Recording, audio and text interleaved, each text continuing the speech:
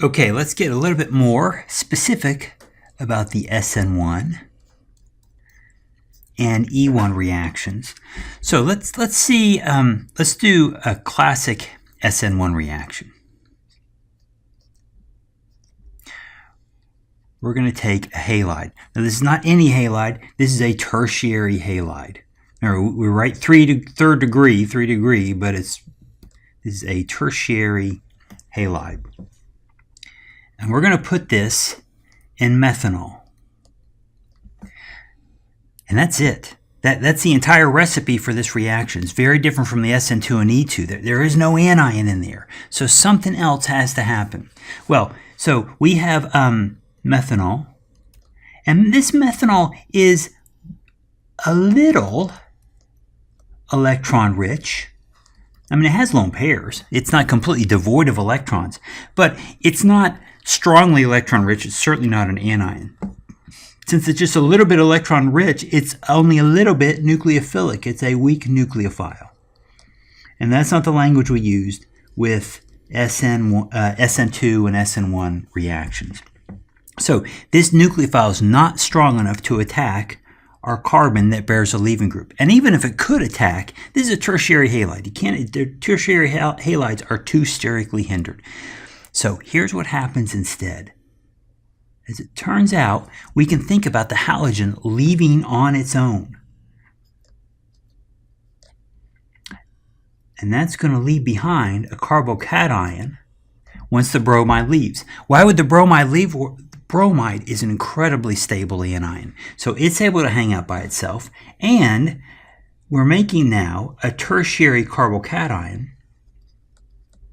And when we learn the stability trends for carbocations, we learn that tertiary carbocations are the best possible carbocations. So if you got to make a carbocation, and carbocations in general are terrible, this is a pretty good carbocation. Well, now a tertiary carbocation is a very strong electrophile. I mean, it's got a positive charge. So contrast the carbocation as electrophile to this alkyl halide. This alkyl halide is a weak electrophile. It only has that partial positive that's not very clear. That's a delta there, a delta plus. And so you start to partner weak electrophiles and weak nucleophiles, and everything's weak, and nothing happens. But now we have a strong electrophile in here. And even though our nucleophile is weak,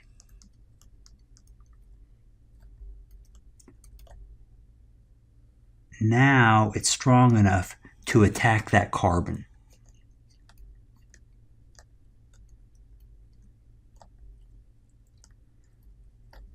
We get to here. Now, as it turns out, we will never finish our reactions with a charged species. So this you would think, okay, great, this is our product. We replace the bromine with this methanol solvent.